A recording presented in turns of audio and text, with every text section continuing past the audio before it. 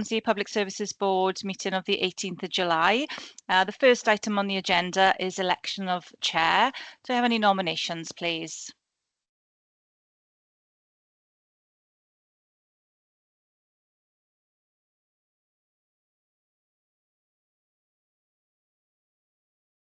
Anybody going to nominate anyone?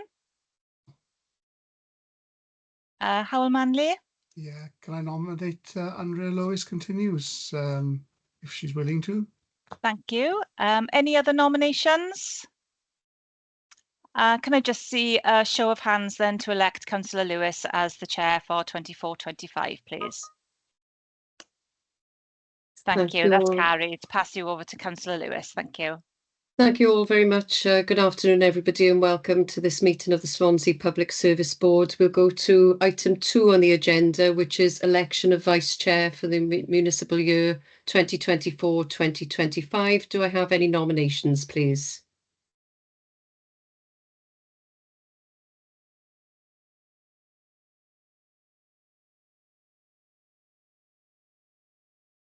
I think you can nominate chair if you wish.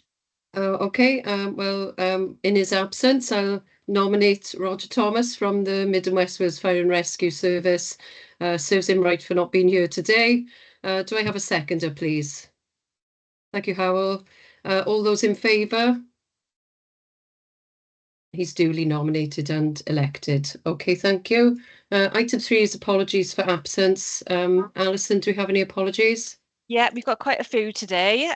We've got Amanda Carr, Deanne Martin, but we have Kate Fitzgerald with us for the next 6 months as Deanne's gone off on secondment.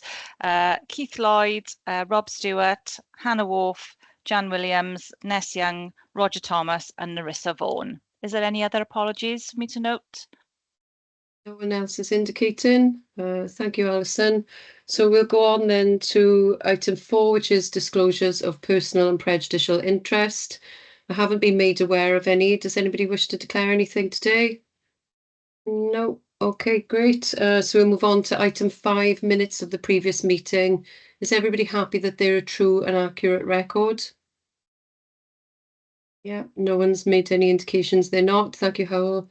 Okay, so we'll approve the minutes. Everybody happy to approve? Okay, lovely. On to public... Sorry, Chair. Sorry, I put my hand up. I was thinking of something else. I wasn't actually present the last meeting, so I can't confirm the minutes are correct or not. Okay, just for... Oh, right, okay. I think we did have some nods and everybody's happy to approve the minutes, yes? Okay, great. So we'll move on then to public question time. Have we had any questions from the public? No public questions been received, Chair. Okay, thank you, Alison. And then on to items for discussion, decision or approval. So item 7 is an update on the 8 steps in our Public Service Board action plan for 24-25. And the first step is transforming early years services across Swansea. And I will go to Karen Stapleton to give us an update. Over to you, Karen. Thanks, Chair.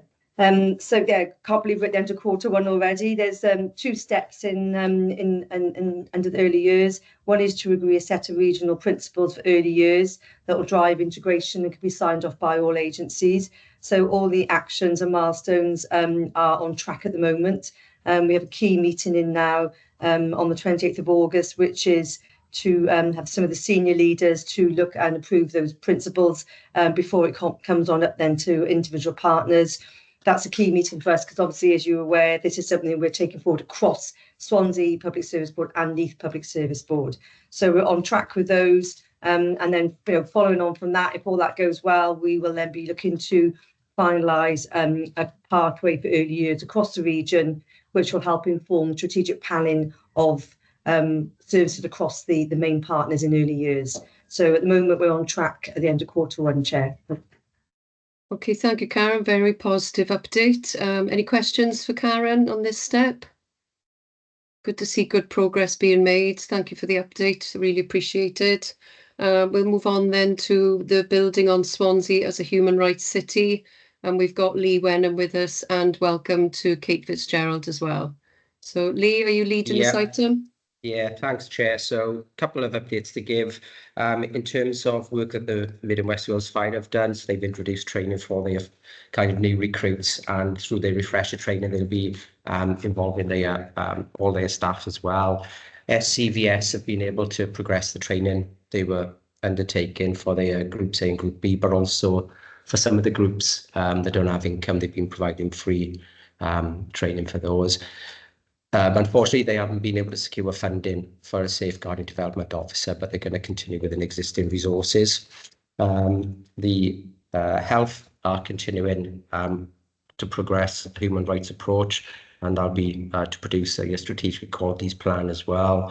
And then in terms of the council, we've issued the first newsletter, which was a key item for June. It was delayed by a month because of the pre-election period, so that usual kind of restriction on what we can put out to the public, that came into effect, but it's gone out this week, which is good.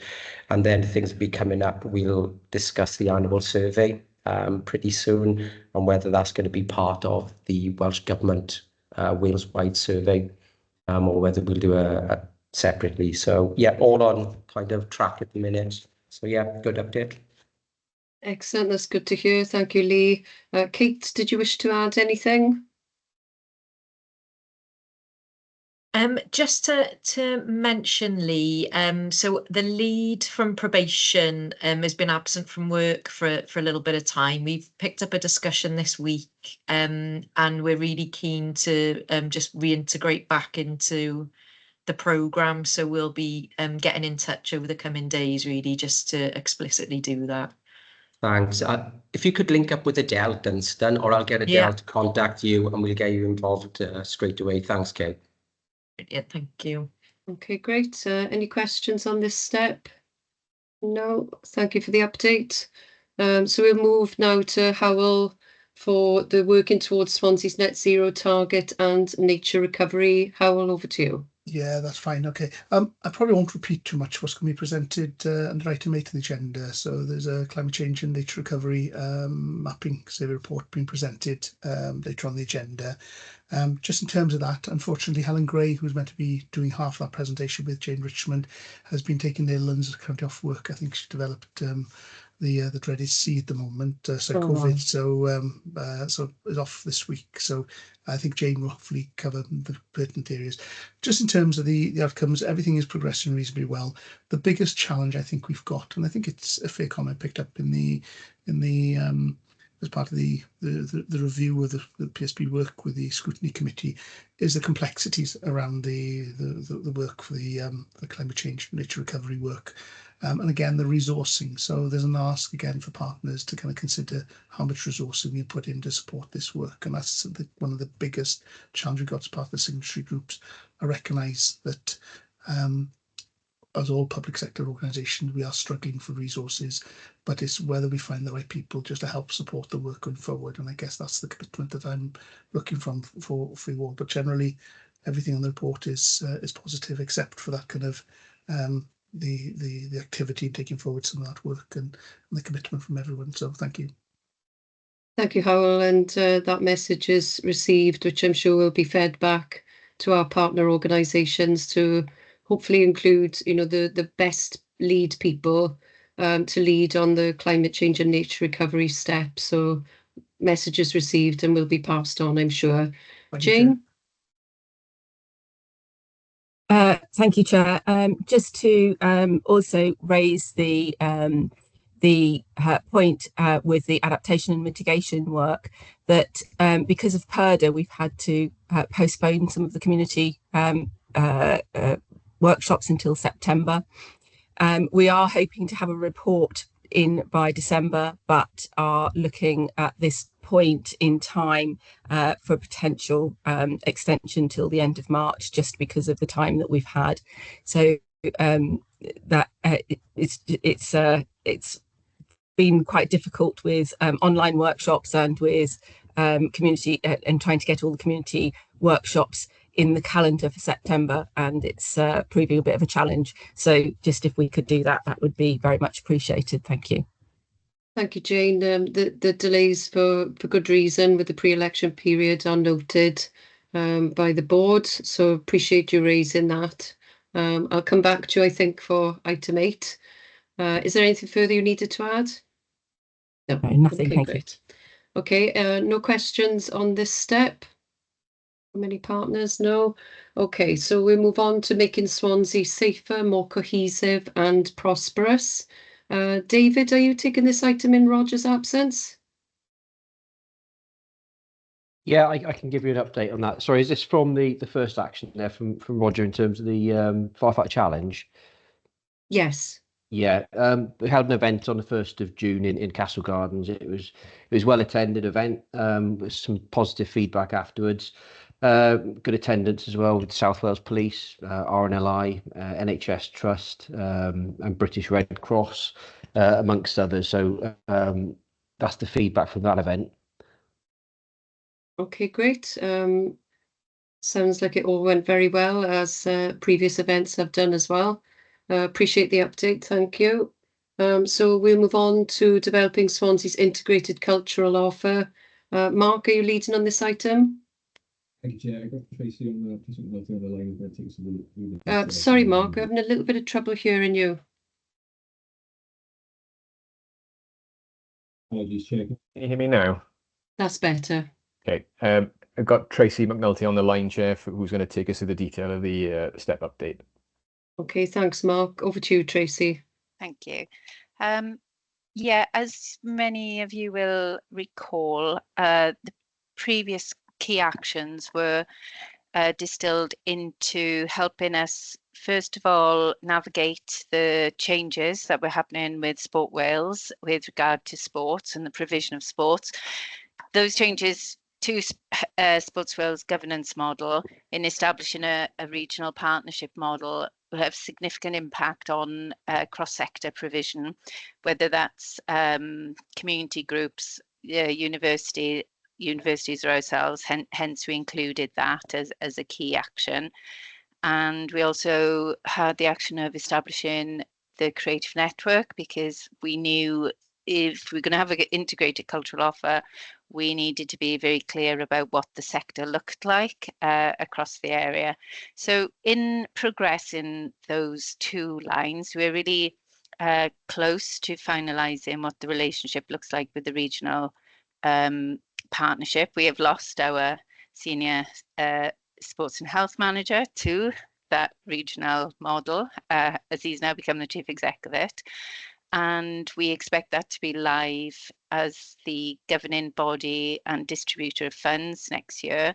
And with the creative network, we will be launching that in September with a number of partnerships. And in advancing that, we then included for the core action for 24-25 to develop a cultural strategy, which wouldn't be the council's cultural strategy, of course. It would be fulfilling the nature of an integrated approach to it, cross-sector, multi-agency approach. And we've been able to secure the plan for that with shared prosperity funding.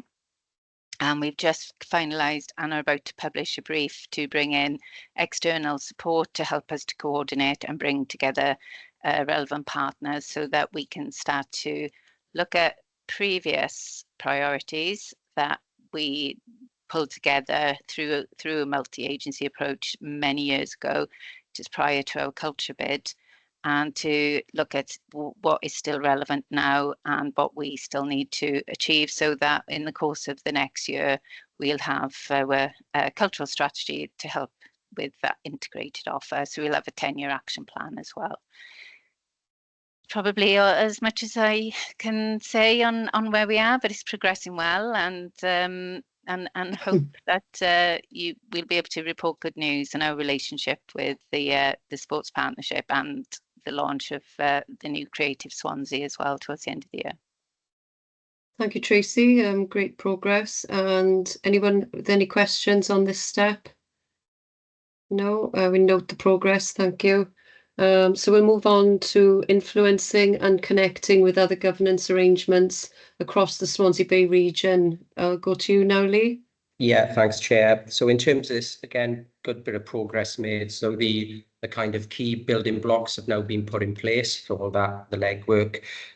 There's due to be a meeting with the Regional Partnership Board just to check against the accuracy of the information. And with holiday coming up, that might delay things a little bit. So I think what we're looking at, the milestone deadline there is August. We're probably going to have to circulate it to the PSB in September. That's when we could get it to you. I don't want to wait until the next meeting in October, so we could circulate it to the informal meeting a month earlier. So we're still on amber in terms of delivering.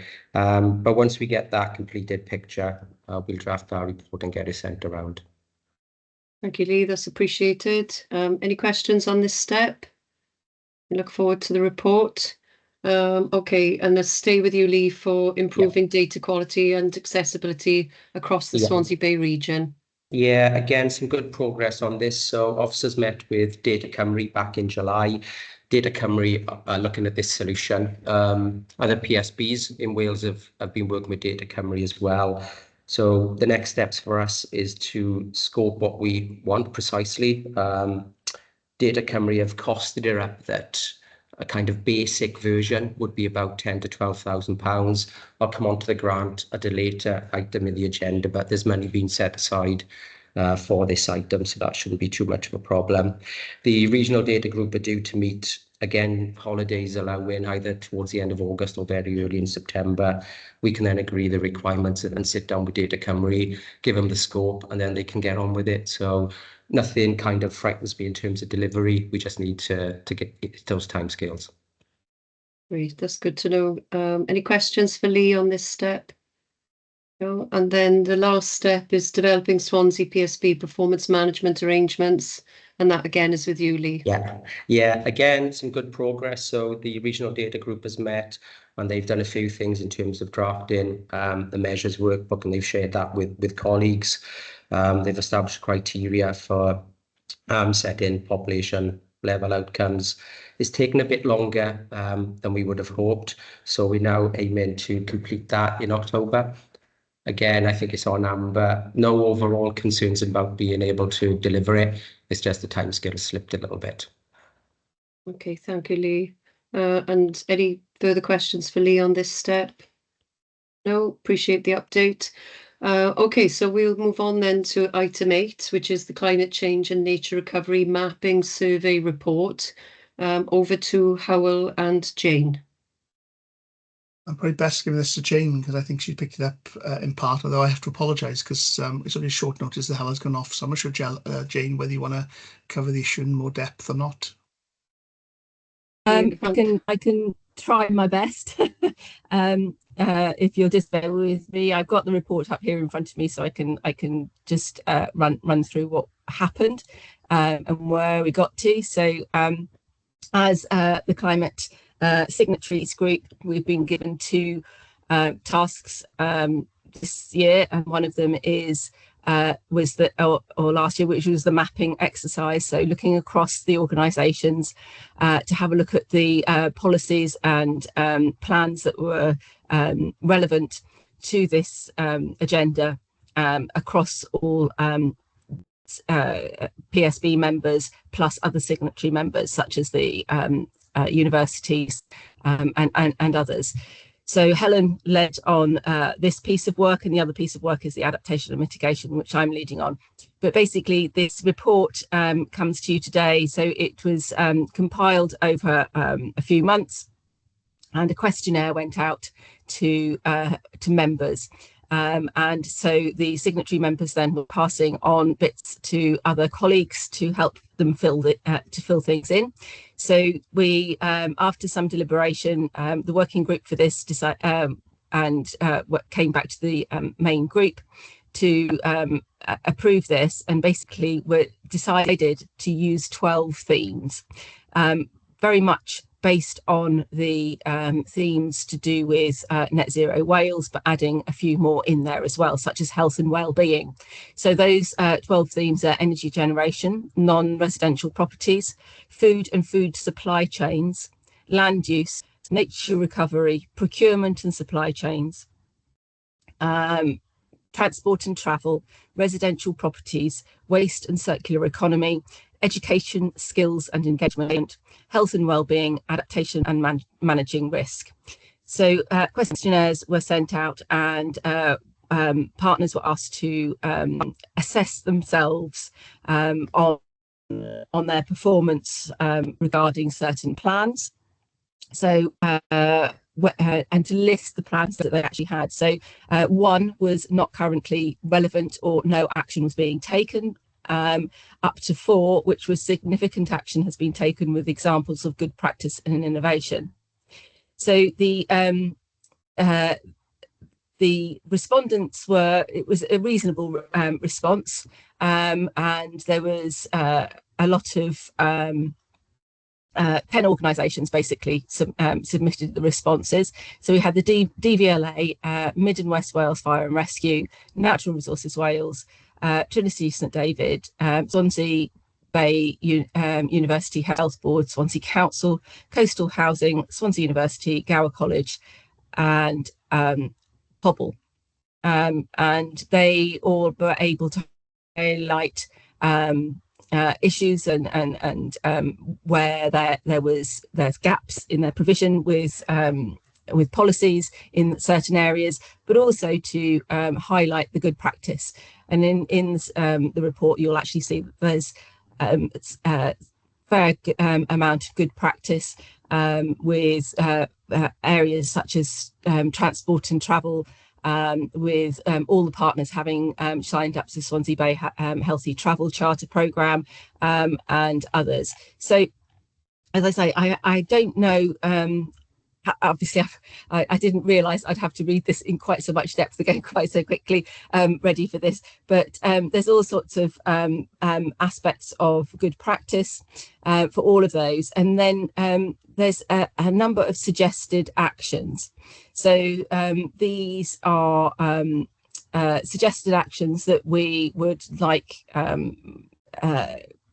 acceptance on, to be able to go forward to actually then to map them across the 9 areas of net zero Wales and beyond, so that we could actually, with the idea that we would be assigning leads on certain areas. So you'll see in your pack that the collation of suggested actions include things like energy generation. So there'd be things like the potential for briefings and webinars on green tariffs, financial opportunities, grid capacity. There's all sorts of things in there. So some of them are big suggested actions, and some of them are quite are smaller suggested actions.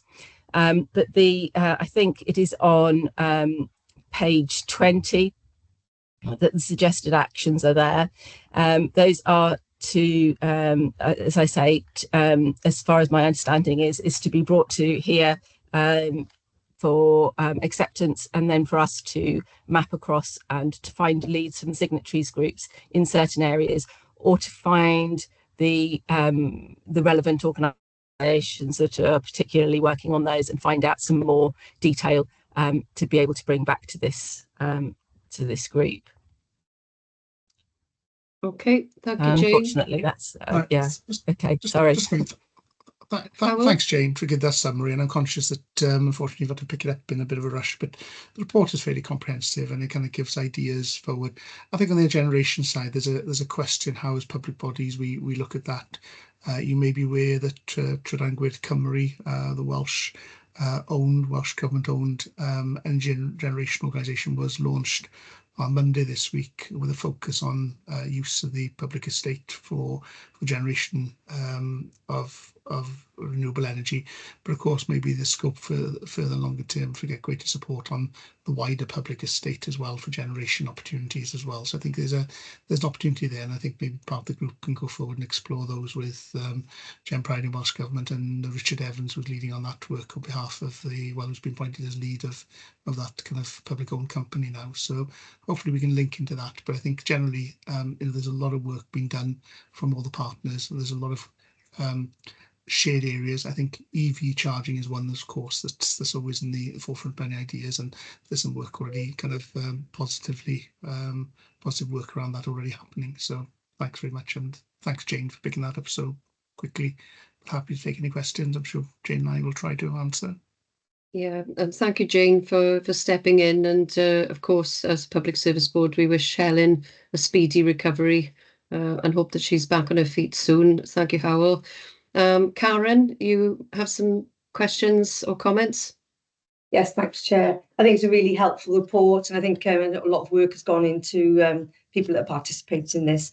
I suppose I just suggest and request that there's a lot to prioritise here. We were just talking about the lack of resource in our organisation to take forward this agenda. We've all got our own various decarb action plans and things to be taken. I just wonder whether the group that put this together could come back and suggest some priorities for us, where we're going to get some of the biggest impact as well, Chair, because there's a lot of good things here, but let's focus on some of the big impact areas and see if we can coalesce some joint up work around those would be my suggestion. Thanks.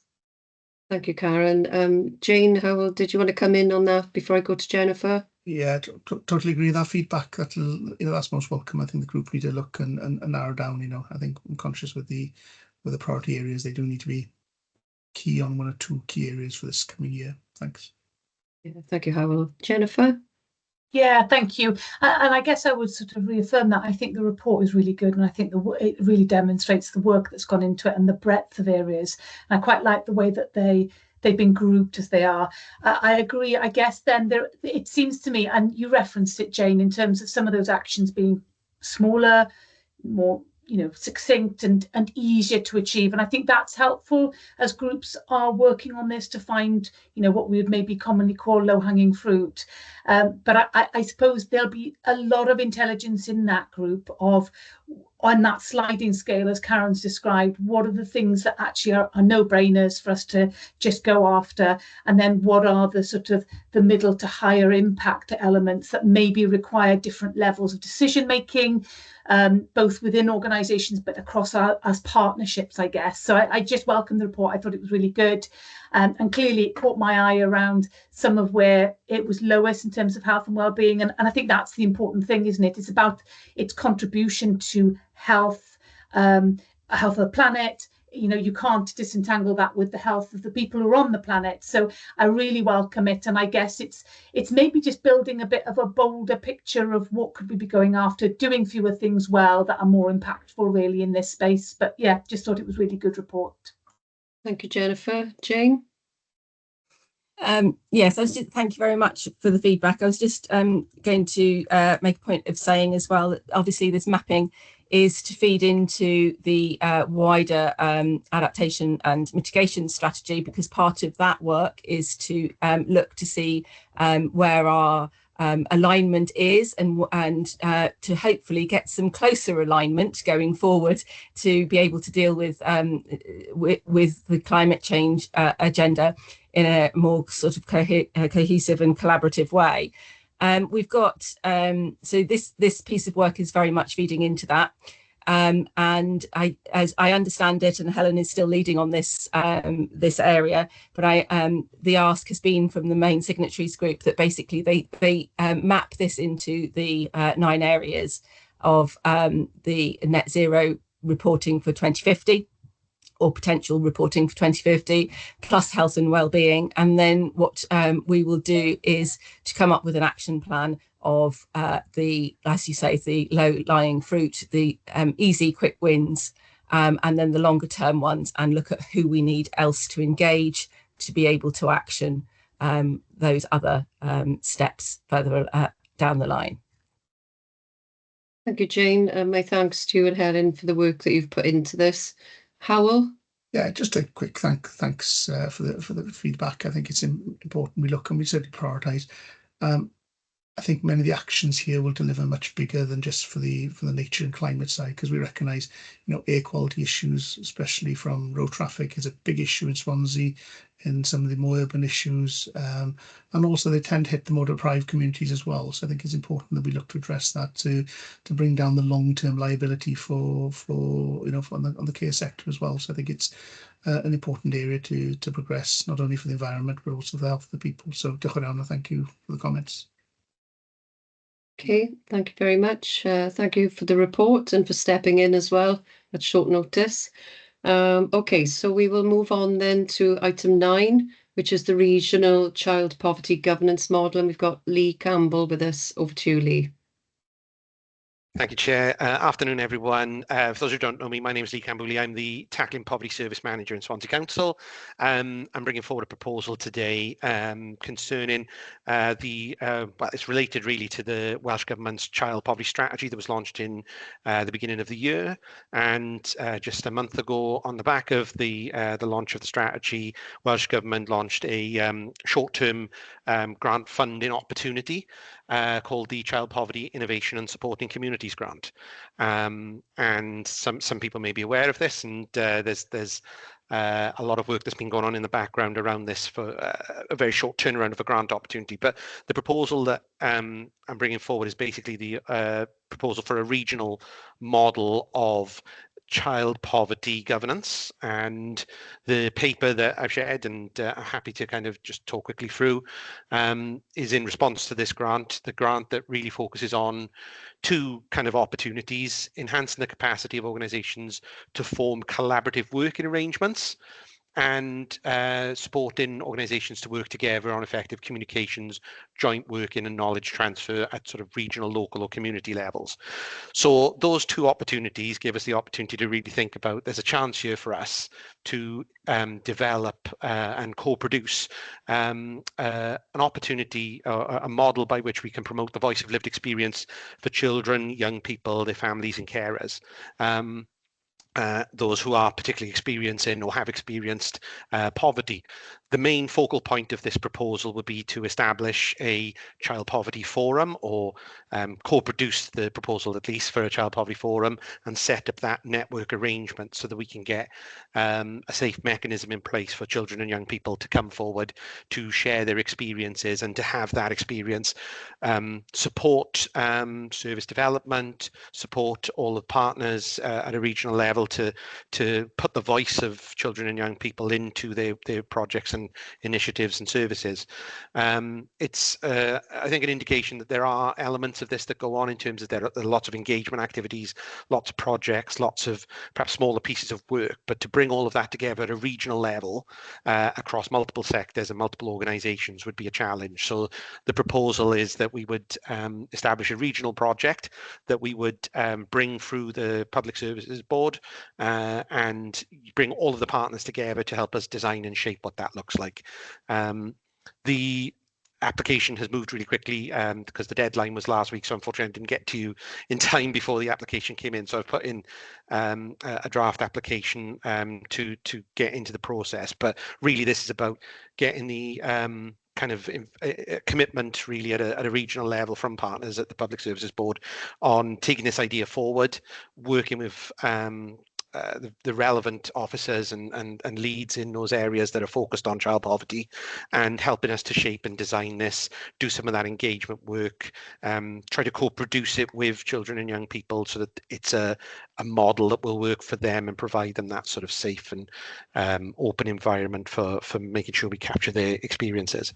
In terms of summarising the report, that's pretty much it for now, Andrea, but I'm happy to answer any questions or talk further about any of the proposal. Thank you, Lee. Anyone with any comments or questions? Martin? Oh, sorry, apologies, Jennifer. No, it's all right. Go with Martin first. I'm happy to go second. Okay, Martin. Yeah, thank you. Yeah, thanks. I really support this. Just a quick question. You mentioned an application for a regional bid. Can you just confirm how much is it up to the 100,000 then that's what the bid is for? And secondly, probably got enough time, but I need to ask the question. Obviously, grants are inevitably cut off at the end of the financial year. So do we think we've got enough time between now and the end of financial year to be able to do what we would like to do as part of that project? Certainly, Martin. Yes. So the first part, yeah, we've totaled up a bid. I think it's about 67k in the application to give us as much of the grant that we can reasonably use in the 6 months. That includes bringing in some resource to deliver it and to develop some outputs as well, and also to conduct an evaluation of the project. So it's not a lot of time, but we are making sure we've got everything included within that.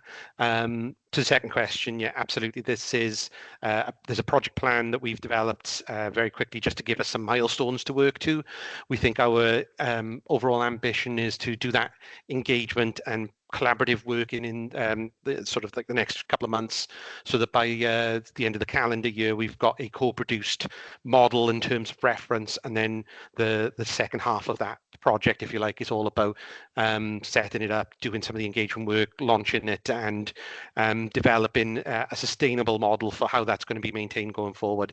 I think a lot of the investment up front would be to make sure that it's as sustainable as possible going forward, but we would work with partners to make sure we could make it sustainable at that point. Okay, great. Thumbs up from Martin. Jennifer. Thank you. So just wanting to be, the way I've understood that, Lee, is that basically you're creating a focal point for us to really get together cross agencies to really start to unpick what's driving our levels of child poverty, really, because the latest data coming out shows that across all local authority areas it's running at 20%, and that's before housing costs are taken out. So we can expect that to be much higher. So it's not that we don't have a need. And I'm also assuming that in your thinking, because there's quite a long lead in required in terms of achieving something similar of a similar ilk with the Swansea Poverty Truth Commission. So I guess the fact that we've had that hopefully means that we can actually move forward a little bit quicker based on that learning, but clearly trying to uncover that lived experience does take time. There are certain skills, aren't there, that you need to be able to really get that breadth. And it's really helpful to hear about the sustainability, because there's a clear read across to Best Start in Life here, and this would help inform that in terms of where does that objective, that step go.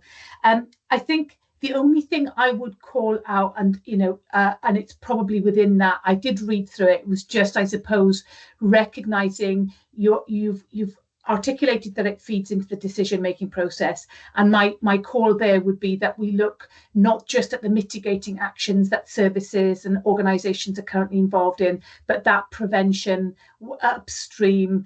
What can we learn through this process in terms of what's driving it? That then leads into our other steps, doesn't it, in terms of our economy and various other things. And from your nodding, Lee, you'd be expecting me to say it and you're already thinking about it, which is really good. So yeah, really welcome it. I think it would be really helpful.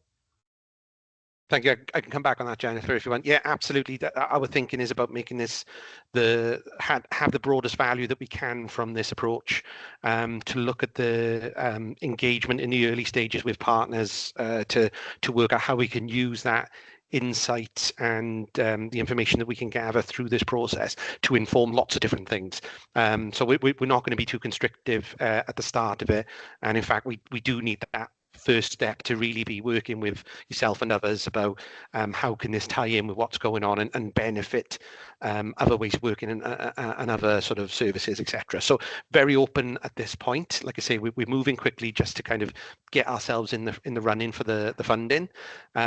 If we're successful, then we will be setting up a sort of like an inception workshop to make sure we take all of those points you've raised there and plan them in going forward very quickly. So yeah, really kind of it's the early doors, but definitely I think it adds the value as you just described. Thank you.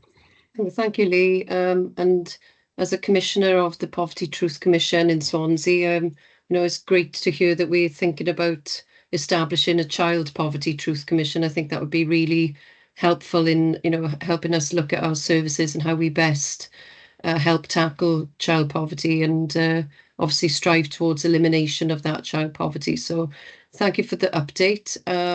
Any further comments or questions? No. Okay, thank you. So we move on to item 10, which is Welsh Government support for public service boards for 24-25. Lee, you're taking Thank you again, Chair. So colleagues may be aware we get that grant from Welsh Government. It totals almost £58,500, split equally between Swansea and East Port Talbot.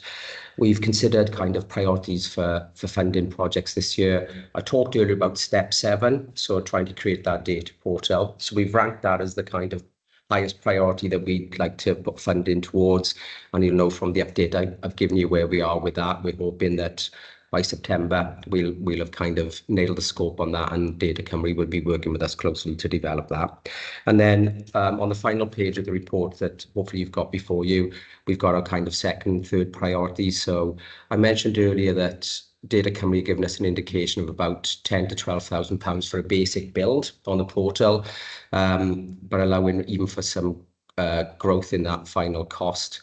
We could then use any residual funding for our next priorities. First of all, it would be partnership forum meetings, and we got some costings there for some events at the stadium, and then some community engagement activities as well. And they enlisted kind of local food on the public plate, target hardening prevention workshops, cultural initiatives, and some engagement and co-production events, which I think colleagues had kind of put forward previously. So it's dealing with those priorities and put them into a rank order so that we can use the funding in a sliding scale.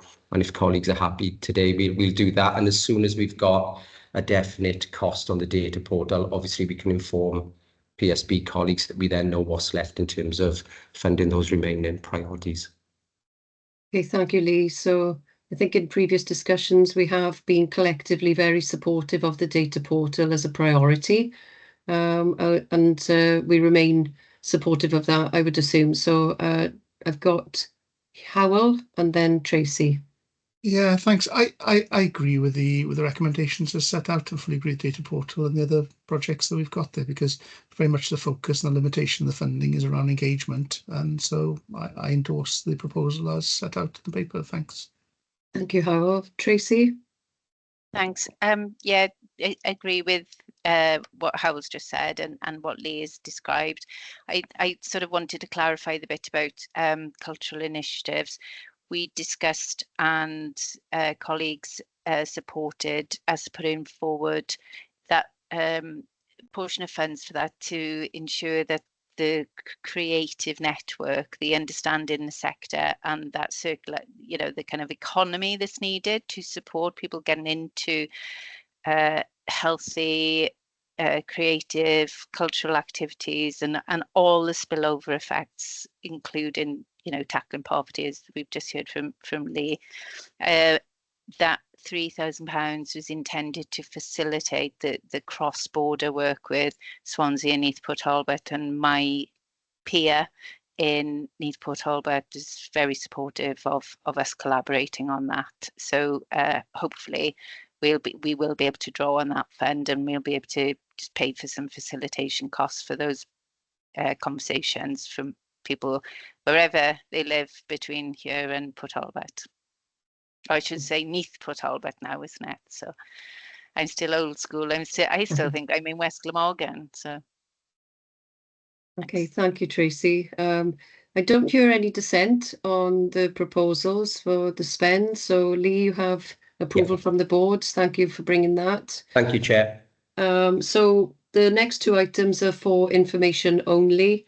So we've had a letter from the Scrutiny Programme Committee, which was very positive, I'm proud to say.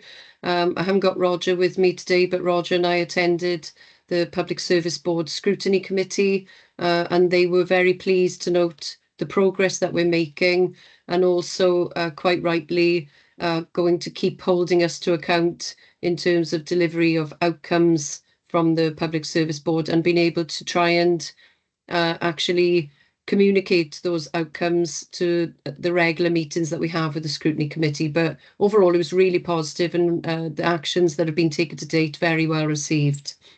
So item 12 is the presentation slides from the local food and a public plate procurement learning journey. We had a very good session in our informal Public Service Board meeting, it's fair to say, and we look forward to future work from that group in terms of looking at food miles, local food procurement wherever possible.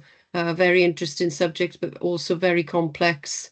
And trying to scratch the surface of that is not easy, but I think the report displays a really good positive start in terms of that. So those are for noting. And it just remains for me to highlight the next meeting, which is due on Thursday, the 10th of October at 3 p.m. And to say thank you all for your contributions today, but also thank you very much for the work that you're carrying out on all of the steps as our partner organisations. It is very much appreciated.